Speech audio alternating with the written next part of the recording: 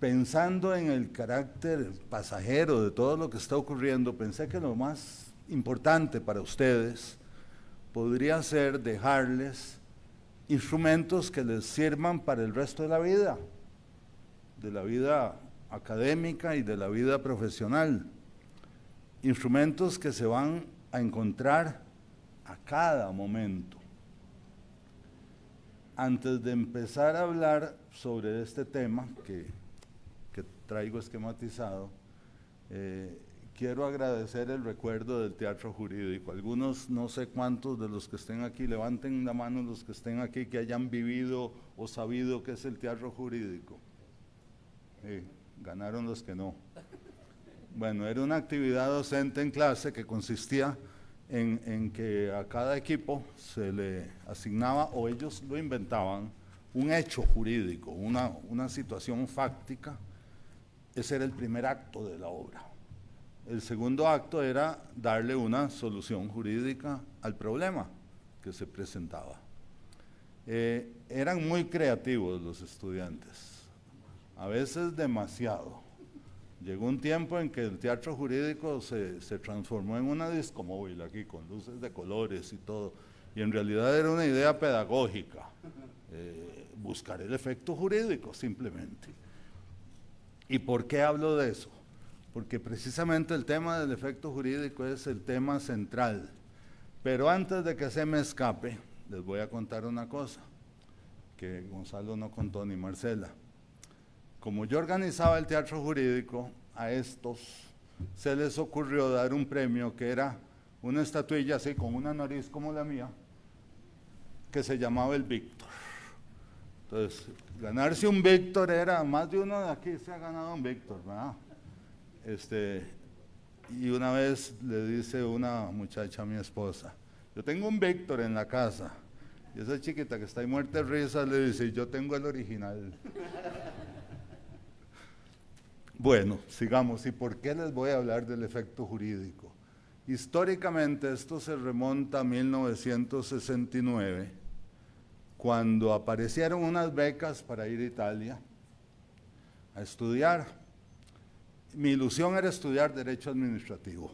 Yo era muy buen estudiante de Eduardo Ortiz en Administrativo y eso era, es más, en esa época era como la generalidad, había como 30 ticos en Europa estudiando Derecho Administrativo.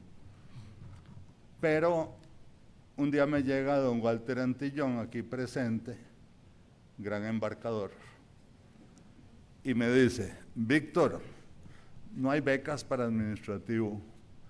Usted se iría a estudiar teoría del derecho con Falsea. Léase este librito de Falsea y después lo hablamos. No sabía ni quién era Falsea. A más de uno todavía le asusta el nombre de Falsea, ¿verdad?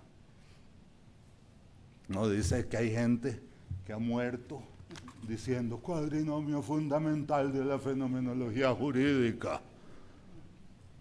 Es un chiste de un alumno.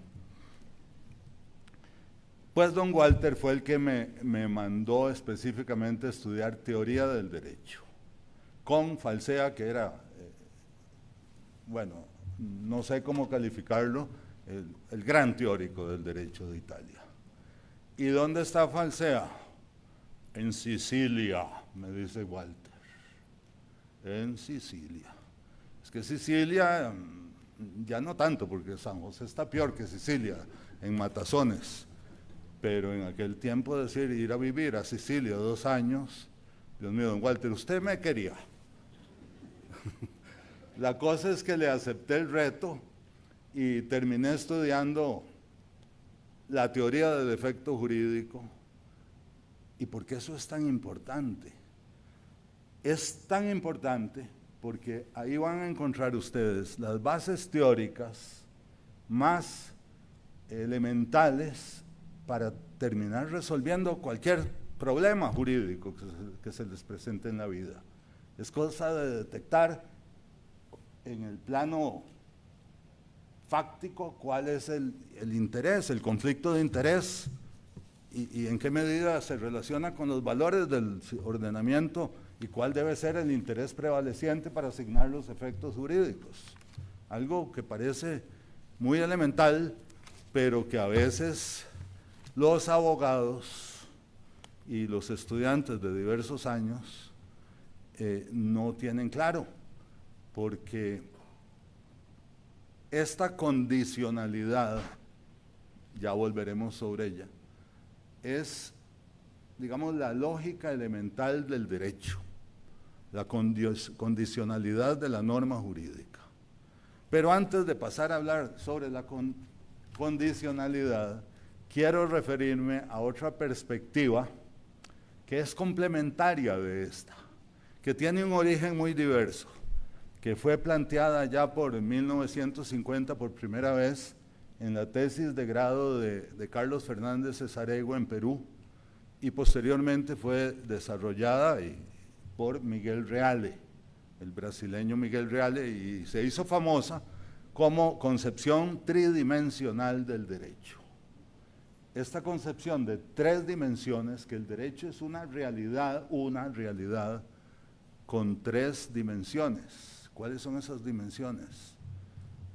Una dimensión fáctica, los hechos, la realidad material, si quieren llamarla, y ahí entramos en lo que se llama fenomenología jurídica, que es el estudio de los sujetos, de los objetos, de los hechos y de los comportamientos. Además, esa dimensión fáctica del derecho es la base social. Desde el punto de vista sociológico, el derecho es el producto de los intereses preponderantes en una sociedad, y esa es la realidad sobre la que se asienta el derecho. Y eso es valorado, entramos en otra dimensión, por la dimensión axiológica, que no es una dimensión material como la cara fenomenológica del derecho, sino que es una dimensión de valores. ¿Y dónde están esos valores? Algo muy simple. ¿Qué es lo que hace el derecho? ¿Qué es lo que hace? Las normas, ¿qué hacen? Permiten cosas, ordenan otras y prohíben otras. Nada más, permite, ordena y prohíbe. En eso se resume toda la vida del derecho. Y ese permite cosas, conductas, siempre es conductas, revela un lado activo. El derecho subjetivo es el mejor ejemplo de la facultad, el poder hacer, y se habla de los actos lícitos. Cuando el derecho ordena algo, en muchos niveles, podemos pensar en lo público, podemos pensar en las potestades privadas, en las obligaciones, en los meros deberes personales.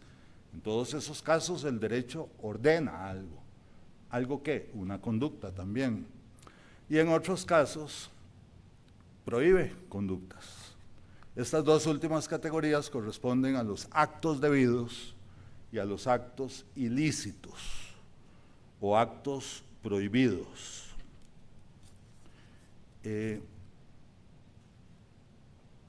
La tercera categoría, ya hablamos de los hechos, los valores. La tercera categoría es la norma. La norma se puede entender en muchas formas, formal o sustancialmente. Por ahora me interesa el aspecto formal. La norma establece un supuesto. En caso de que alguien cause un daño, ¿qué? Debe repararlo. Entonces vean, el hecho que plantea un problema, un interés lesionado, un efecto jurídico que es un deber hacer, una valoración de deber sobre una conducta. Bueno, en eso se resume, pero entonces, ¿qué es lo jurídico? Sí, esas tres cosas, pero ¿cuándo? ¿Cuándo? ¿Cuando ocurre un hecho? Sí, cuando ocurre un hecho, pero es que el hecho, un hecho cualquiera, una enfermedad, pensemos una enfermedad. Para el sociólogo eso puede ser un dato para efectos de una estadística sobre mortalidad o morbilidad. Para el médico es un problema que hay que resolver, un problema de salud. ¿Y para el jurista qué es? un supuesto del cual nacen efectos jurídicos. ¿Y cuáles efectos jurídicos nacen de una enfermedad? Pues nacen varios. El derecho a la seguridad social, por ejemplo. Eventualmente, derecho a demandar a un médico por malpraxis. El derecho laboral, por ejemplo, por incapacidad. O sea, una misma enfermedad es vista desde distintos puntos de vista. La biología dirá otra cosa, según cada ciencia.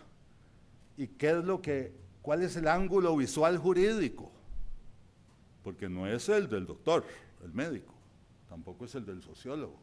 El ángulo visual jurídico es ver los intereses en juego, cuál es el problema, y esto del problema también me lo enseñó Walter Antillón, porque una vez me leí un libro de un alemán que se llamaba Wigweg, y me dice Walter, Fiebeg.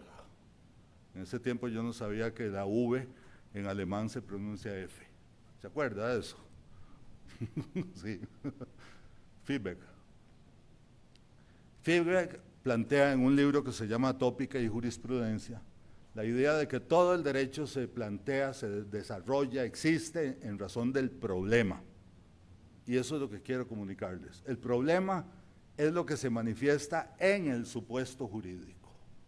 Luego vendrá el efecto jurídico, que siempre, como decíamos, es una valoración de una conducta. ¿Y cuáles son los efectos jurídicos? Bueno, ahora mencioné el derecho subjetivo, poder hacer algo, pero son muchos los efectos jurídicos. El problema es que hay mucha confusión en la práctica al usar los diferentes conceptos relativos a los efectos jurídicos que más bien una vez concretizados en un sujeto determinado se denominan situaciones jurídicas. Ya no efectos abstractos, ya no es que todo el que cause un daño debe repararlo, sino es que Juan causó un daño, Juan debe repararlo, Juan tiene una situación jurídica. ¿Cómo se llama esa situación jurídica? Yo creo que ya todos tienen las respuestas. ¿Qué tiene Juan? Una obligación de pagar eso por el daño causado. Entonces, en la práctica, la obligación se confunde con otras situaciones. Por ejemplo, con la carga. La carga ya veremos en qué consiste. Es usada incluso en las reglamentaciones sobre seguros como sinónimo de obligación. Por ejemplo, se dice que el asegurado tendrá la obligación de preservar el estado de riesgo. Preservar el estado de riesgo. ¿Será una obligación?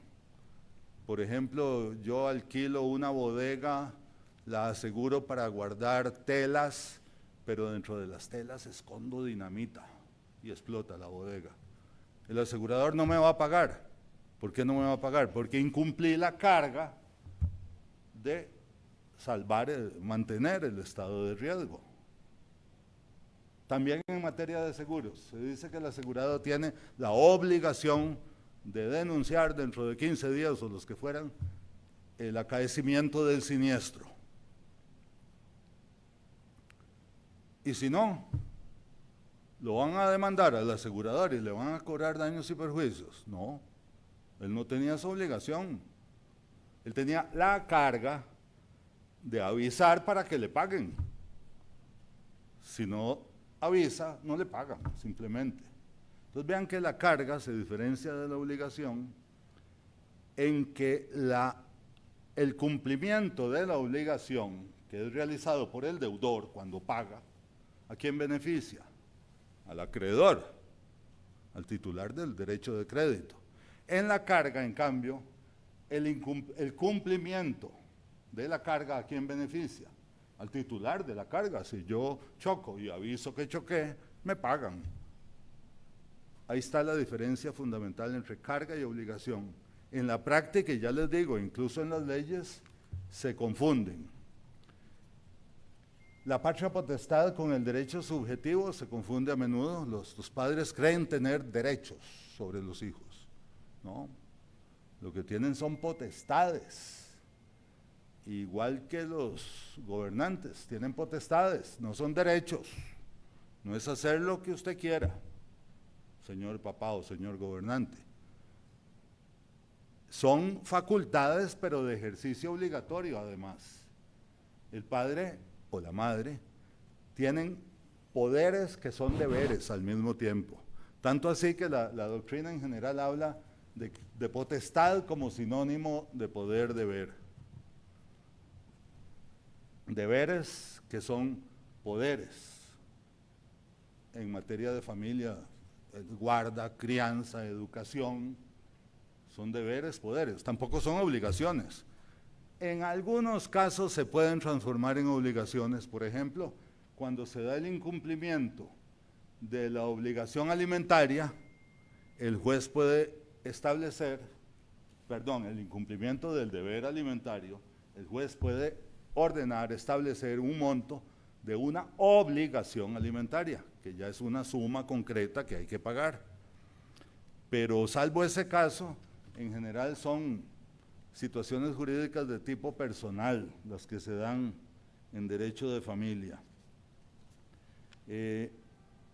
Los intereses legítimos se confunden con expectativas. Sobre esto don Federico Torrealba tiene interesantes desarrollos a propósito de la llamada teoría del chance, donde se ha debatido el tema.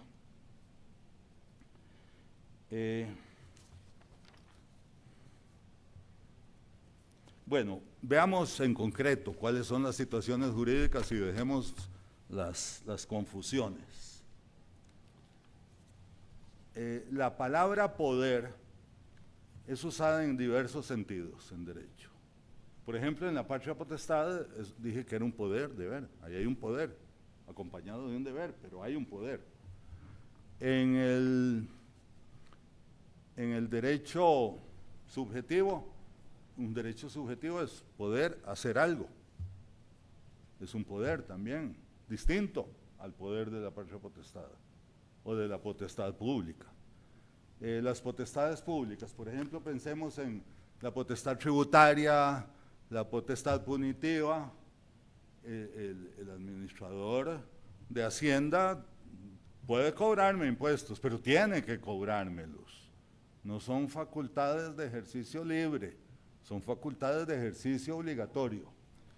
Comencemos por los derechos subjetivos. Hay una gran discusión sobre qué es el derecho subjetivo y tradicionalmente cuando se trata este tema se estudia el aporte de un señor que se llamaba Binscheid, que definía el derecho subjetivo como un poder de la voluntad. Esto estoy hablando del siglo XIX. A esta teoría de Binscheid se opusieron algunos autores cuya existencia en alguna forma es paralela al movimiento realista que se forma después del romanticismo de la primera mitad del siglo XIX, cuya idea fundamental era la voluntad. Recuerden, la voluntad y la libertad era la idea fundamental del romanticismo del siglo XIX. Aquellos poemas de Espronceda, que es mi Dios la libertad, mi ley la fuerza y el viento, mi única patria la mar. Y ahí sigo, pero mejor no sigo por ahora porque se me duermen.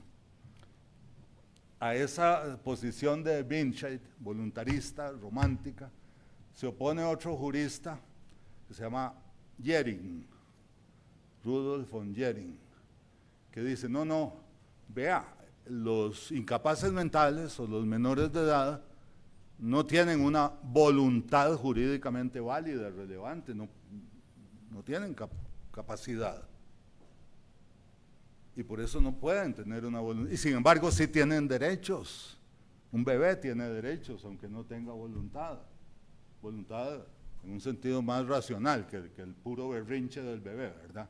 Que por cierto son muy manipuladores. Y esta concepción prevaleció, pero se le ha criticado porque Un interés jurídicamente protegido lo encontramos en otras figuras, en los intereses legítimos. En la misma expectativa hay un interés protegido eventualmente. Cuando, por ejemplo, un negocio está sujeto a una condición suspensiva, mientras la condición no se cumpla, el sujeto bajo expectativa tiene una facultad.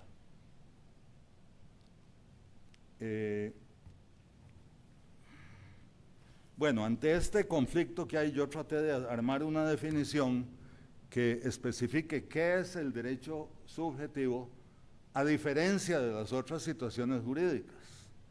Entonces lo caracterizo primero como un poder jurídico. Ya con esto se diferencia de la patria potestad, que es un poder de ver, del cual es titular un individuo concreto. Ya con esto lo diferencio de dos categorías de situaciones jurídicas, que son los intereses colectivos y los intereses difusos. Los intereses colectivos son derechos, entre comillas, de una colectividad, como podría ser la Cámara de Comercio, una colectividad, cualquier cámara. De hecho, ya la jurisprudencia constitucional nuestra ha establecido claramente la legitimación de las cámaras como titulares de intereses colectivos en acciones de tipo constitucional. Y los intereses difusos son otra categoría que no son individuales. Los intereses difusos son de todos nosotros, de cada uno también. Y por eso es que cada uno puede tener legitimación. Y la Sala Constitucional ha llevado a magníficos logros esta doctrina cuando ha dicho cualquiera tiene esa legitimación. Me refiero al caso de una quebrada, no me acuerdo el nombre de la quebrada, ahí por Santana, donde había un botadero de basura municipal y un chiquito cogió el cuaderno de la escuela y hizo un recurso de amparo y lo llevó a la sala. Y se lo declararon con lugar. Ordenaron a la municipalidad de Santana frenar el botadero de basura. O sea, vean la amplitud de posibilidades que ofrece el concepto de interés legítimo. En este caso era un tema ambiental.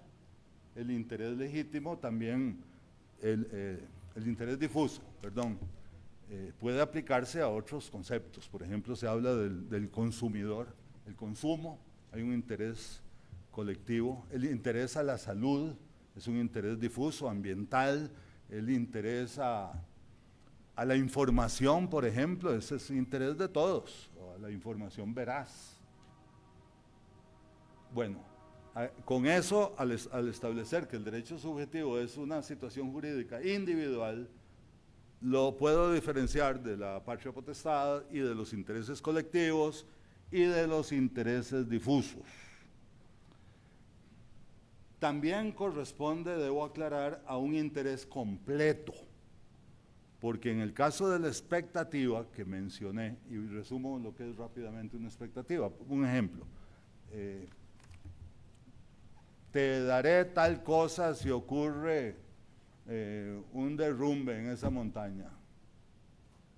O sea, yo no tengo nada, todavía ningún derecho a nada, pero si ocurre el derrumbe, ya voy a tener un derecho. O sea, lo que tengo es una expectativa, nada más, no es un derecho completo, no es un interés completo, por eso el efecto no es completo. Vean que en esta definición no entra en juego la voluntad. La voluntad no interesa para nada. Se trata de un interés individual con esas características. ¿Cuáles son estos derechos subjetivos? Tradicionalmente se han establecido dos categorías, ahora vamos a agregar una tercera, pero un poco diferente. Dos categorías, que son los derechos absolutos y los relativos. Por derechos absolutos se ha entendido siempre aquellos que todos tienen que respetar. Entonces, alguien inventó que había los relacionistas. Ese término también me lo enseñó don Walter. Don Walter, usted sí que me dejó herencia. los relacionistas. Yo decía, ¿qué son los relacionistas? Hay juristas que tienen la manía de que todo es una relación jurídica. Entonces, ¿cuál es la relación jurídica que hay en el derecho de propiedad? Yo con todos los demás que tienen que respetarme. ¿Cuál relación jurídica es eso? Tienen que respetárselo, pero... O los derechos absolutos de la personalidad, el derecho a la imagen, el derecho al nombre, el derecho al honor, todos los demás tienen que respetarme esos derechos. Entonces yo tengo una relación jurídica con todo el planeta Tierra, porque todos deben respetarme mi derecho. ¿De qué sirve un concepto de relación jurídica tan extenso? Esta doctrina de que el derecho absoluto, la propiedad, por ejemplo, o los derechos de la personalidad, por ejemplo, de que el derecho absoluto es frente a todos, erga omnes, es el término latino para referirse a esto. Fue perdiendo terreno a partir de unas sentencias de los tribunales italianos y de algunos artículos del profesor Bulnelli sobre un tema que se llama la lesione del diritto di credito, la lesión del derecho de crédito. Y porque esto cambió el panorama, que tenía 2000 años, imagínense, desde Roma, venían creyendo que el derecho absoluto se diferenciaba del relativo por esa razón. Resulta que en Italia se quedó constatado, y es tan evidente, que si alguien me lesiona mi derecho de crédito, también me tiene que pagar. No solo si me lesiona la propiedad, si me lesiona un crédito que yo tengo, o la posibilidad de ejercitar mi derecho de crédito, me está causando un daño y tiene una eficacia jurídica obligatoria. Entonces, a partir de ese momento, se dijo, también los derechos relativos son erga omnes, son frente a todos. Si yo tengo un crédito es lo mismo que si tengo una propiedad, todos deben respetármelo. Entonces, con base en eso, se cambió totalmente el concepto. Entonces, ¿cuál es la diferencia entre absolutos y... Porque sí hay diferencia, pero no está en eso de que los dos sean frente a todos, que uno sea frente a todos y que el otro sea frente a persona determinada, nada más. La diferencia está en lo siguiente. El sujeto titular del interés en el derecho absoluto es el mismo con cuya conducta se satisface el interés. Yo tengo un naranjal, soy propietario de unas naranjitas, ¿cómo le doy satisfacción a mis ganas de comer naranjas? ¿Sí? Cojo una naranja y me la como. El propietario con su propia conducta. Yo tengo el derecho absoluto de la personalidad de libre tránsito. ¿Cómo le doy satisfacción a mi derecho de libre tránsito? Caminando, simplemente. Yo mismo doy satisfacción a mi derecho absoluto. En cambio, en los derechos relativos, ¿cómo queda contento el acreedor? Cuando el deudor le paga. Es la conducta de otro sujeto la que da satisfacción al derecho relativo de crédito. Silencio para que den vueltas un poquito a la idea. A la par de los derechos absolutos y relativos, hay otro concepto, que es el de derecho potestativo. El derecho potestativo,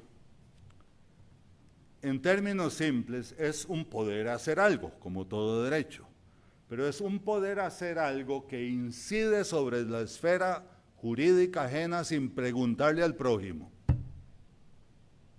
Es un derecho que yo tengo que puede afectar a otro. ¿Cómo es eso que un derecho puede afectar a otro? Uno de los desarrollos más interesantes de la doctrina del derecho potestativo fue hecho por un jurista italiano, Chiovenda, en un libro de derecho procesal, donde él dice que la acción el poder de demandar ante los tribunales, la acción, es un derecho potestativo, porque yo lo ejercito cuando quiero, y al ejercitarlo, vinculo, coloco al demandado en un estado de sujeción procesal. Cuando yo lo demando, no le queda más remedio que quedar amarrado al proceso. Y si no se quiere defender, aparece en escena lo que se llama la rebeldía, que por regla general, salvo algunas excepciones, por ejemplo, cuando una demanda es evidentemente excesiva y absurda, por regla general significa dar por ciertos los hechos de la demanda. Entonces el demandado tiene que contestar. Está sujeto al derecho potestativo de acción. Hay otros tipos de derechos potestativos, o sea, pero el concepto es ese. Con mi propia conducta vinculo, pongo al otro en un estado de sujeción. Aquí quiero aclarar una cosa, que la sujeción es la situación jurídica del demandado, pero también se llama sujeción a la situación jurídica de los menores. De hecho, el código habla del menor está sujeto a la patria potestad de sus progenitores. Sujeción y sujeción. Sujeción frente al derecho potestativo. Me demandaron, no me queda más que sujeción del menor, que tiene otro sentido totalmente distinto. Es en beneficio del menor. En el derecho potestativo es en beneficio del actor, del que demanda. Esas serían las dos formas de sujeción que hay en el derecho. El derecho potestativo puede surgir de un contrato también. Ay, muchas gracias. Pues ya yo iba a sacar la mía. Ahí está. Gracias. Permiso. Lástima que no nos puedo invitar.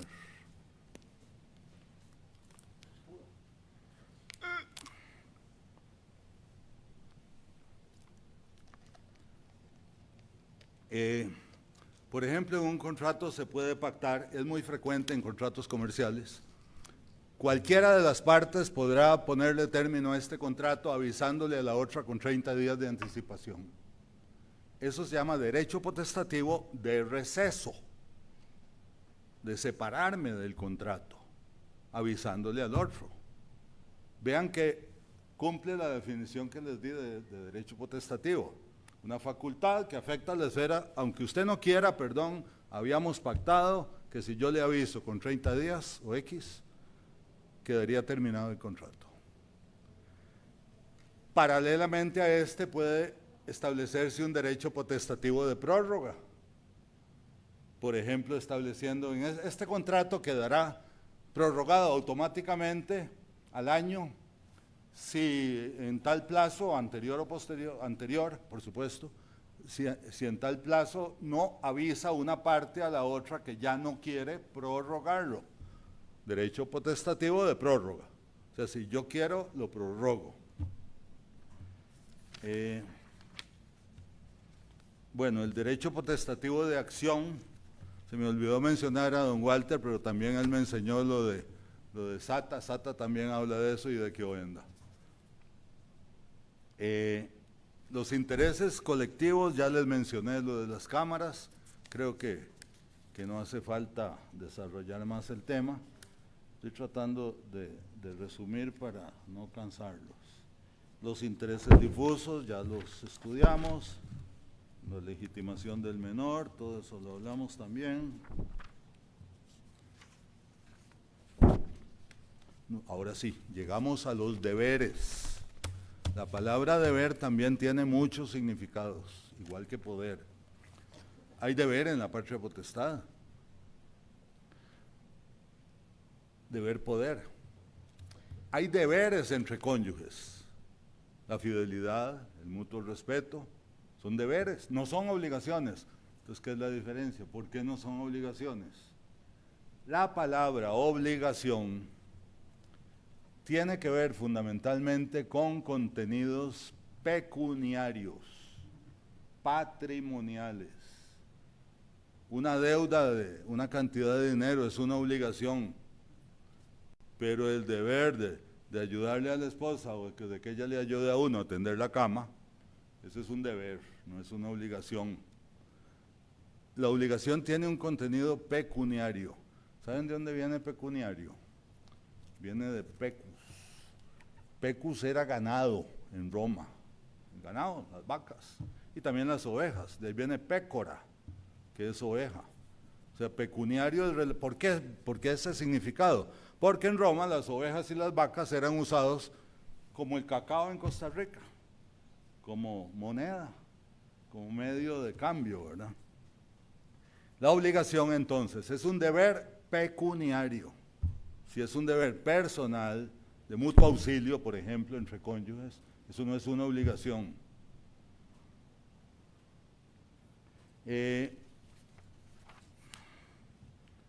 Las potestades, ya mencioné las potestades. La carga, mencioné un poco la carga en relación con los contratos de seguros. Tengo que hacer una cosa si quiero. Entonces, ¿cómo? Tengo que si quiero.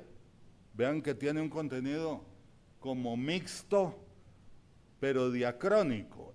Tengo que si quiero. En cambio, en la potestad, el poder y el deber son sincrónicos. Se dan al mismo tiempo. El padre tiene poder, deber. En la carga de la prueba. Tengo que probar los hechos de la demanda. Otra carga muy corriente es la carga de publicidad registral. El artículo 455 del Código Civil establece que los títulos sujetos a inscripción que no se inscriban no perjudican a terceros. O sea, ¿por qué es una carga? Porque si yo cumplo la carga y llevo a inscribir la casita que compré, eso teóricamente está protegido contra terceros, aunque ya hemos visto que los fraudes registrales tampoco es que el ordenamiento jurídico nos da plena protección. Pero la idea es esa, protección registral. Si llega un tercero a querer inscribir esa misma propiedad, ya llegó otro primero y cumplió esa carga de publicidad registral. Es carga también por eso. ¿Quién se beneficia de que yo inscriba mi casa? De yo. Es algo que tengo que hacer para mi propio beneficio, igual que la carga de la prueba. Tengo que probar los hechos de la demanda si quiero ganar el juicio.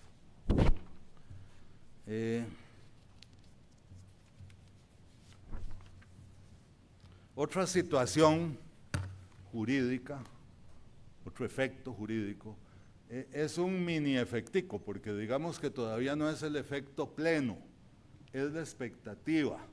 La expectativa es una situación preliminar. Y aquí entramos en la temida eficacia jurídica. En la expectativa tenemos que alguien adquiere la posibilidad de llegar a tener una situación jurídica en el futuro. O sea, ya tiene la posibilidad, pero por algún elemento que no se ha verificado, por ejemplo, no se ha cumplido la condición suspensiva del hecho natural que les mencioné en el ejemplo anterior, o no se ha cumplido la determinación del objeto. Según el 1050 del Código Civil, el objeto se transfiere la propiedad en la compraventa cuando el objeto se determina. O sea, si yo llego a una tienda a comprar una licuadora, hay 10 licuadoras, ¿cuál es la mía? Ninguna, hasta que determinemos cuál de estas se lleva. O sea, la indeterminación del objeto genera una situación de ineficacia originaria. Usted todavía no es dueño, pero ya usted la pagó y todo, pero todavía no sabe cuál licuadora es la suya. O sea, ya tiene el derecho a que le den la licuadora, pero no se ha determinado cuál en concreto. Esas hipótesis y muchas otras más es lo que se llama ineficacia originaria. Ya hay un germen del efecto jurídico, pero para que nazca el efecto jurídico, el derecho, la obligación, es necesario que se cumpla algo más, que se determine el objeto, que se verifique la condición suspensiva.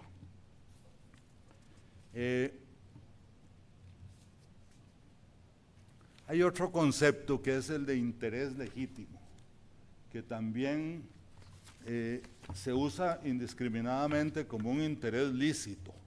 No, interés legítimo es un concepto muy técnico mediante el cual se le otorga a un sujeto la posibilidad de anular un determinado acto. Por ejemplo, o de reclamar contra un determinado acto. Por ejemplo, en una licitación pública, los diversos oferentes tienen un interés legítimo. Ninguno tiene derecho todavía, a nadie le han adjudicado, pero todos tienen un interés legítimo a que la licitación se lleve a cabo en forma cristalina, que se le otorgue la adjudicación al mejor oferente. Y ese interés legítimo existe también en el derecho privado. En materia de sociedades, asambleas, en el Código Civil, el Código de Comercio, existe la posibilidad para el socio de impugnar y pedir la anulación de los acuerdos de la asamblea. Este interés legítimo tradicionalmente se ha estudiado como una situación instrumental. Es un medio para el cual yo pueda lograr que se anule la licitación y se haga de nuevo, y mi participación sea considerada equitativamente, legalmente. Pero resulta que aunque sea considerado siempre como una situación jurídica instrumental, hay una parte de la doctrina, y en ella incluyo al maestro Eduardo Ortiz Ortiz, que decía que los intereses legítimos tienen un aspecto sustancial, como toda situación jurídica, que ya decíamos que no se limita a los derechos absolutos, el de que todos deban respetarlo. También un interés legítimo debe ser respetado por todos. Si alguien lesiona el interés legítimo mío en la participación de una licitación, me está causando un daño. Esto en Costa Rica ya se ha medio admitido, también don Federico escribió un artículo sobre este caso, en un proceso arbitral donde se reclamaba precisamente que, bueno, el hecho es que había dos oferentes conjuntos en una licitación y había otros oferentes, pero estos dos conjuntos tenían cierta probabilidad de ganar. Ahí entra en juego también el tema del chance. Pero uno de ellos, una sociedad francesa, por cierto, se retiró, dijo, no, ya no quiero seguir con esta licitación porque el ministro, yo sé que es algo raro, no sé qué. No es el actual ministro, claro. Entonces no siguió, se retiró el francés, pero como era una oferta conjunta, debían llevar la licitación en sus diversos, ya el tico solo no podía ni apelar, ya había perdido la legitimación. Entonces, ¿qué le lesionó la empresa francesa a la empresa costarricense al retirarse intempestivamente del proceso licitatorio? El interés legítimo que él tenía a ganar la licitación. Esto fue declarado así en un laudo arbitral. Es más, es la única resolución que conozco en Costa Rica donde se le da carácter sustancial al interés legítimo.